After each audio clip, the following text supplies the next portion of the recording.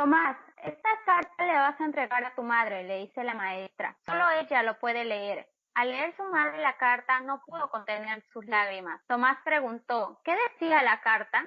Y su madre le dijo, que eres un genio y que el colegio no te puede enseñar más, así que yo voy a ser tu maestra. A los 11 años todavía le costaba leer y a la edad de 24 años su madre murió. Encontró la carta y lo leyó para recordar lo que su madre le había dicho. La carta realmente decía, Tomás es un niño que presenta falta de interés y no le permitimos que vuelva al colegio. Thomas Edison es uno de los inventores más importantes de la historia. Con esta biografía nos vamos dando cuenta cómo influye la educación emocional de los padres hacia los hijos. Patricia Vargas es psicóloga y el día de hoy nos va a comentar mucho más de este tema. Mi nombre es Tania Cisneros. Macaventura es un proyecto donde dialogamos con personas y aprendemos de su experiencia.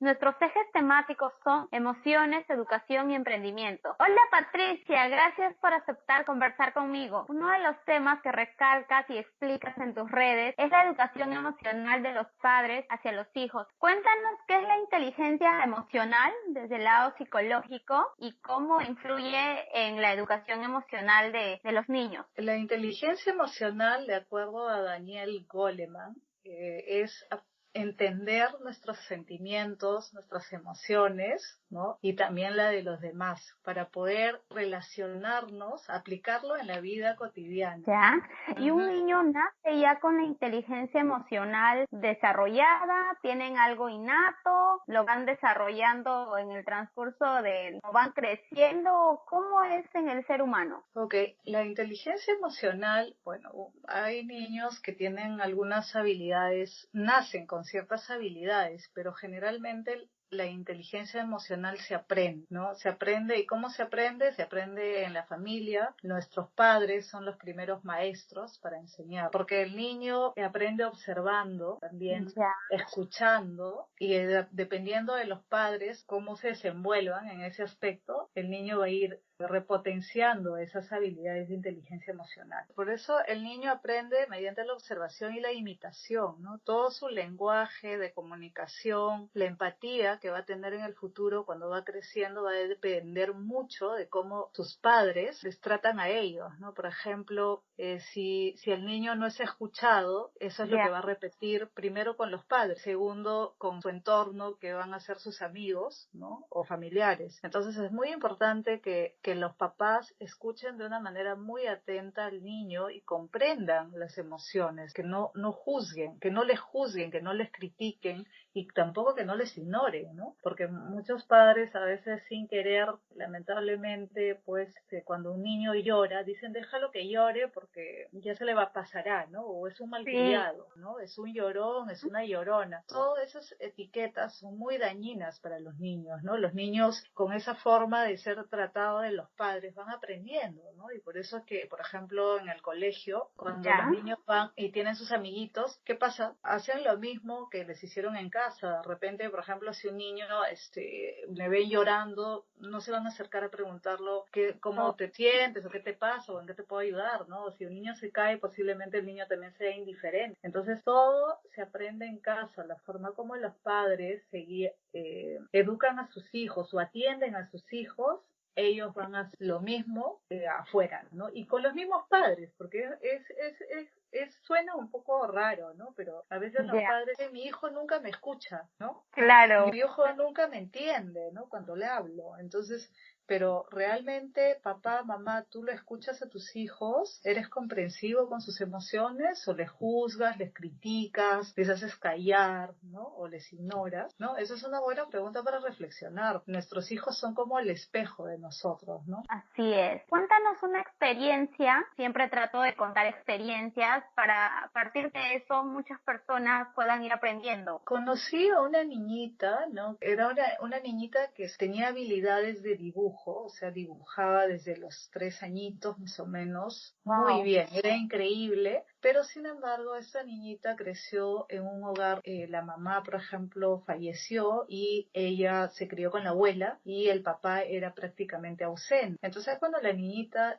por ejemplo lloraba o tenía algún tipo de necesidad, no había quien lo atienda porque la abuela también trabajaba. Entonces esta niñita que tenía esas grandes capacidades de dibujo que eran innatas, venía con esta habilidad, fue creciendo y de pronto ya como que fue perdiendo su estabilidad, ¿no? Entonces, ¿qué pasó en el transcurso de los años? No solo perdió, o sea, no perdió la habilidad, sino que lo desarrolló, ¿no? Entonces, ¿qué Claro. pasó? Adicional a eso, esta niñita pues empezó a reprimir sus emociones. Entonces, ¿cómo reprimía sus emociones? Por ejemplo, cuando ya iba creciendo, iba al colegio, de repente alguna niña le decía algo que no le gustaba y la niña solo corría y se escondía. Entonces no expresaba sus emociones, no pedía ayuda, no decía nada y cuando fue creciendo en la adolescencia, pues empezó a sufrir depresión, ¿no? Depresión, su capacidad de aprendizaje disminuyó muchísimo, ¿no? ¿Por qué? Porque no fue tratada con amor, ¿no? O sea, no fue cuidada, no fue consolada, fue escuchada y tampoco le enseñaron a expresar de una manera adecuada sus emociones, ¿no? Al contrario, fue una niña que reprimió mucho todo y mira las consecuencias que tuvo, ¿no? Y en la adolescencia ya no estaba la abuela también Ya. murió, entonces, y para esta niña pues tenía al final ayuda de otras personas, terminó yendo al psiquiatra para poder controlar la depresión y sigue en tratamiento. Ahí se puede observar un ejemplo de una personita, ¿no? Que no se siente amada, que no se siente escuchada, atendida, ¿no? Que puede ser grande en varios sentidos, puede nacer con ciertas habilidades, pero en el camino va perdiendo, porque los maltratos también disminuyen las capacidades cognitivas, ¿no? El aprendizaje. Antes se decía que los golpes ayudaban, pues ahora la ciencia ha demostrado que el miedo y los golpes, al contrario, generan algo en el cerebro pues que bloquean las capacidades de aprendizaje, de memoria. Ni los golpes ni las situaciones estresantes van a ayudar a un niño a desarrollar. Entonces es muy importante, aparte de dar un hogar tranquilo, poder conectarse emocional con el niño, ¿no? O la niña, y dejarlo que se expresen libremente y enseñarlo también a controlar esas emociones, por ejemplo, de la cólera, ¿no? De Ya. la tristeza. Lo que pasa es que es un poco complejo, Tania, para muchos papás enseñarlos, como hablamos al inicio, que los padres no sabemos muchas Así veces es. cómo desenvolvernos en nuestra tarea, ¿no? Y más aún en el tema de las emociones. Muchas veces quizás llegan personas al mundo sin haber sido planificados, con muchas carencias, con muchas dificultades, entonces uno tiene que tratar de sobresalir de eso. Y justamente es una de las razones por lo que yo hago este podcast, porque te cuento un poco mi caso, Patti. Mi familia no fue una familia constituida, pero sobre eso decidí que yo iba a romper la cadena, ¿no? Porque yo veía que los papás de mis papás, es decir, mis abuelos, tampoco tenían una familia muy conformada. Entonces llegaba un momento en que yo decía, y mi generación ha ido repitiendo ese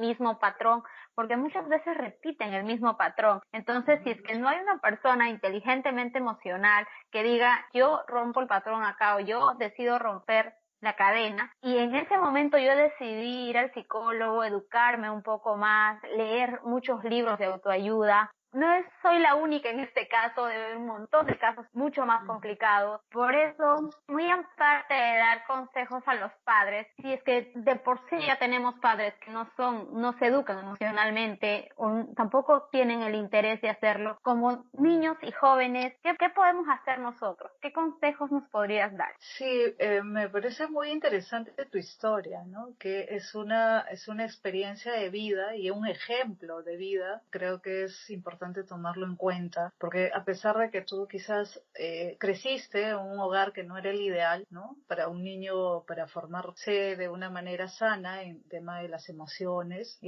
lograste darte cuenta en algún momento de tu vida que esa forma de vida tú no querías seguir llevándolo y recibir y repetir el mismo patrón, Sí, ¿no? Los padres quizás en la ignorancia, ¿no? De no saber cómo educar a sus hijos en ese aspecto, pues hicieron lo mejor que podían contigo, ¿no? Tú lograste darte cuenta de adulta y viste que no querías seguir ese patrón, entonces tomaste acción al respecto, hiciste algo al respecto. No te quedaste quejándote, lamentándote de cómo has vivido en tu infancia, sino empezaste a tomar el control de tu vida. Y eso es sumamente interesante y muy positivo para ti, ¿no? Y yo podría aconsejar a los jóvenes, chicos, si ustedes no han tenido la fortuna de vivir en hogares con padres amorosos, que sepan hacer bien su rol de padres, no importa. Ellos también vienen de hogares así, que han sido lastimados, porque Así eso es, tiene un trasfondo, ¿no? O sea, no son padres malos, ¿por qué? Porque también han tenido experiencias difíciles en la vida y quizás también han traído ese modelo a su casa, ¿no? Entonces, claro. no hay que culpar a los padres. Yo sé que a veces es difícil, es fácil hablarlo, ¿no? Pero es difícil entender por qué la persona que me dio a luz o mis padres me trataron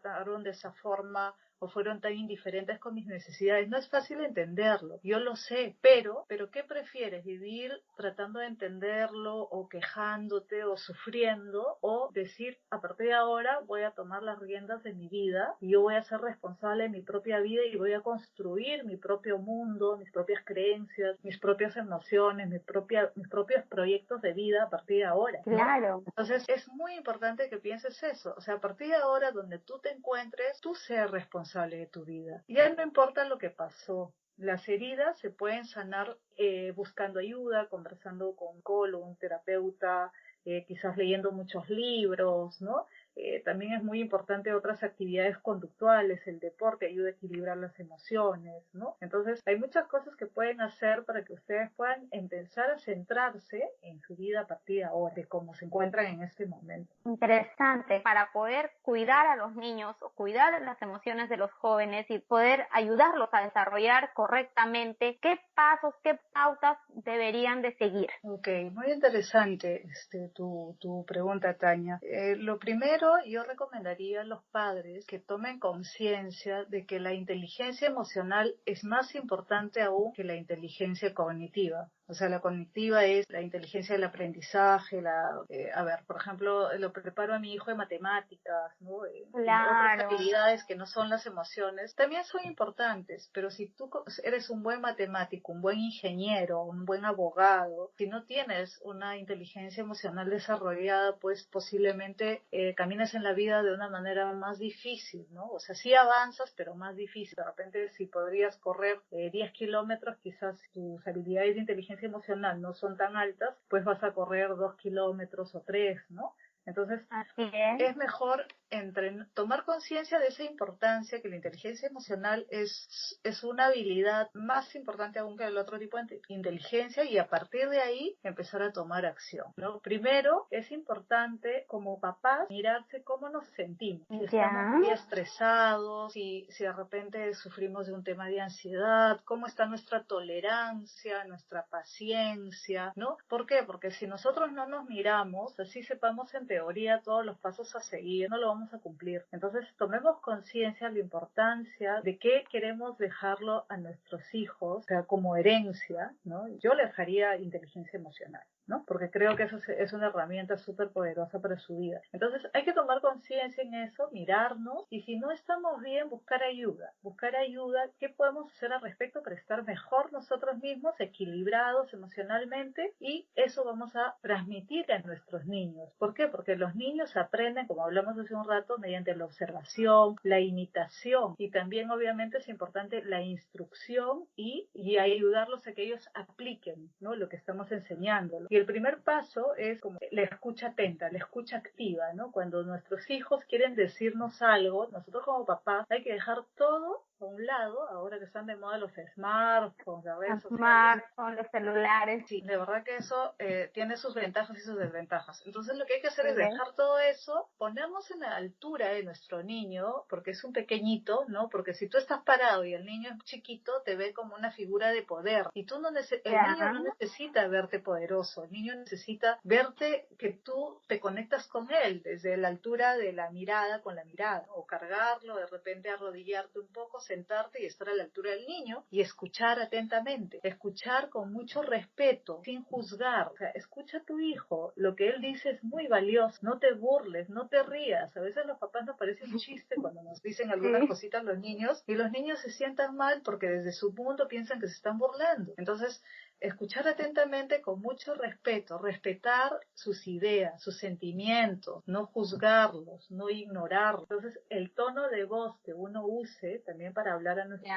con nuestros hijos es muy importante, ¿no? Si yo hablo con un tono de voz que de repente mi cara no refleja lo que estoy diciendo, o sea, es incoherente, mi hijo se va a dar cuenta. De repente yo digo, te amo con un tono de voz despectivo, pues, ¿qué está recibiendo mi hijo? ¿Qué información, no? Entonces, también el tono de voz es muy importante. Es importante enseñarle a nuestros hijos un vocabulario emocional. O sea, ¿qué quiero decir? Normalmente, lo que las personas, yo escucho ahora, las personas adultas, los jóvenes y adultos dicen, cuando yo le pregunto, ¿cómo te sientes? Mal. ¿Cómo te sientes? Bien. O sea, es mal o bien o Claro, más o ¿no? menos. Entonces, es muy importante tener un vocabulario emocional, saber qué emoción estoy sintiendo, y eso se aprende desde pequeño. Bueno, hay 5 emociones básicas, no sé si ya lo conocen. Hay una película para niños, Intensamente, que ahí se habla bastante de las emociones básicas, que sería muy bueno que lo vean si es que no lo han visto, van a aprender muchísimo. Entonces, esos serían algunos pasos. ¿Cuáles son las 5 emociones básicas si nos podrías mencionar, por favor? Claro que sí. A ver, tenemos la alegría, la tristeza, el enojo, la sorpresa y el asco. Esas son las 5 emociones básicas. Todos los días nosotros utilizamos y te preguntan, hola, ¿qué tal? ¿Cómo estás? Y siempre la respuesta innata que uno ya tiene ahí como que ya para escribir es bien, o si es que tienes un poco más de confianza y si es que realmente te sientes mal, le dices mal por tal cosa, pero puedes utilizar estoy sorprendida. Claro, por ejemplo, con la pareja, con los padres, ¿no? Con los hijos. O sea, a veces en el tema social, en el mundo social, para interactuar, es un poco complicado decir, me sentí avergonzado, desolado, ¿no? Cosas así, ¿no? De repente, en familia o con amigos de confianza, si se da el momento, ¿no? Si amerita la situación hablar de eso, pues está bien, ¿no? Porque si no, Claro. te vas a ver un poco raro, quizás, ¿no? Si alguien te Con pregunta tanta de frente acusación. cómo te sientes, ¿no? Pero sí es importante tener un vocabulario emocional, ¿no? En la familia, o sea, en general, para todo, en todos los aspectos, ¿no? Te va a ayudar muchísimo para que las personas te puedan entender y tú también para que puedas entender, o sea, conocerte a ti mismo es sumamente importante, ¿no? Y creo que empieza por ahí también, aprender Claro. a escuchar tu cuerpo, a sentir tu cuerpo, qué emoción sientes, y cuando sientes esa emoción, ¿dónde se siente en el cuerpo, ¿no? Porque a veces dice, ay, me duele el estómago, no sé qué me Ya. está pasando, y todo, no comí nada malo, ¿no? No, ahí apareció la emoción del miedo, ¿no? Algunos cuando tienen miedo empieza a dolerles el estómago, algunos cuando sienten ansiedad empieza a sentir palpitaciones en el pecho, ¿no? Y algunos también cuando sienten vergüenza se ponen rojos, sudan las manos. Entonces es muy importante conocer nuestro cuerpo, conocer nuestras emociones. Eso es parte de la inteligencia emocional para poder expresarlos de una manera adecuada, ¿no? De acuerdo a la situación y a la persona. Claro, y después también una vez que uno se conoce como adulto, puede ayudar o puede conocer a los niños, ¿no? Puede saber qué es lo que está pasando o si escucho y ellos me están comentando algo, sé desde qué perspectiva yo puedo recomendarle algo también. Y también es importante, Tania, o sea, decir las cosas como son. Por ejemplo, yo con frecuencia observo en el supermercado, en el parque, en cualquier lado donde veo padres o abuelos con los niños. Por ejemplo, el Ya. niño se cae y le dicen, no pasó nada, no Sí, pasó es nada, cálmate, bien cálmate. clásico, bien clásico. Es muy clásico. Realmente, imagínate tú te caes y yo voy y te digo, no pasó nada. ¿Realmente no te pasó nada o sí te pasó algo? Pasó algo, por más pequeño que sea, ¿no? Claro, entonces si al niño le dices no te pasó nada, entonces ¿qué información está recibiendo? Es como incoherente, ¿no? Porque sí me caí, me duele la rodilla y mi papá me está diciendo no pasó nada, ¿no? Es un poco incoherente, no va, ¿no? Es un poco raro, ¿no? Entonces Claro. hay que decir las cosas claras, ¿no? Por ejemplo, podría ser, ok, Pedrito, te has caído, ¿dónde te duele? Ah, te duele la rodillita, ya, vamos a sobarte o echarte algo para que te calmes, ¿no? Entonces, te das cuenta, hay una diferencia. Te caíste, Claro. ¿dónde te duele? ¿No? Pero no pasó nada, no pasó nada. Y agarran al niño, lo cargan y le mueven, mueve, mueve, mueve, cálmate, cálmate, cálmate, Y ya cálmate. pasó. Entonces, Exacto, están evadiendo la realidad. Entonces de ahí se forma nuestra mente, nuestra forma de actuar ante los problemas también. Y otra cosa que es bien clásica también, Patricia, es el tema que cuando uno se golpea, porque está de travieso, porque siempre pasa, Ujú. se golpea y va el papá y le dice, la culpa tiene la mesa, la culpa tiene, no sé, el velador, lo que te golpeó. Nunca uno tiene la culpa, nunca el niño tiene la culpa. De un aspecto psicológico, también eso está mal, porque le estás enseñando a un niño que de los actos que él comete él no tiene la culpa. La culpa no ayuda ni a la Miss, ni al niño, ni al padre. O sea, la culpa Ya. es una emoción que no ayuda a nadie. En este caso es muy importante al niño preguntarle qué pasó, qué piensas tú con respecto a eso. ¿No? Entonces el niño va a empezar a racionalizar la situación, dependiendo de la edad, ¿no? Pero ya un niño se supone de 6 años ya empieza, o sea, ya puede pensar un poco más, entender más la situación, ¿no?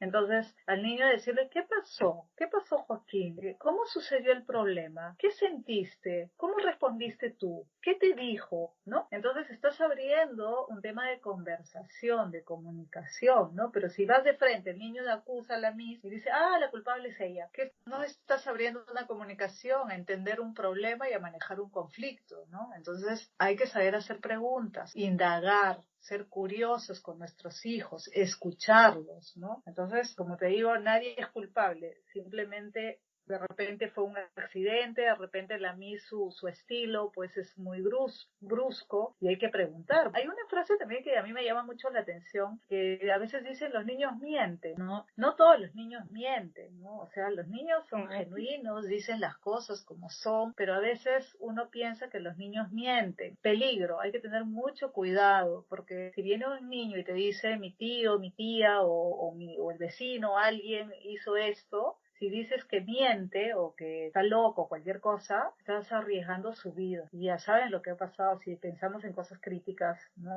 que pasan en el Perú. Es porque muchas veces los padres no miramos y no escuchamos, ¿no? Entonces hay que estar muy atentos. Los niños, si mienten, es porque aprenden de los padres. Y si tú piensas que no mientes como padre y tu niño viene y te dice algo, entonces por favor escúchalo, pregunta, indaga, ¿no? ¿Qué es lo que pasó? Porque él también está aprendiendo, ¿no? Cuando hay un problema. Es muy importante el respeto, la comprensión, al comprender, respetar a nuestros hijos, respetar su mundo de niñitos, su mundo pequeño, ¿no? Con sus emociones, con sus ideas, con su alegría, con sus emociones quiero decir porque son niños que están aprendiendo cómo expresarlas, ¿no? Por ejemplo, el enojo. Si tú no enseñas a manejar el enojo, ese niñito va a crecer y va a ser muy explosivo, ¿no? ¿Y cómo le enseño a un niño que es súper rebelde? ¿Cómo le ayudo para que pueda ir mejorando?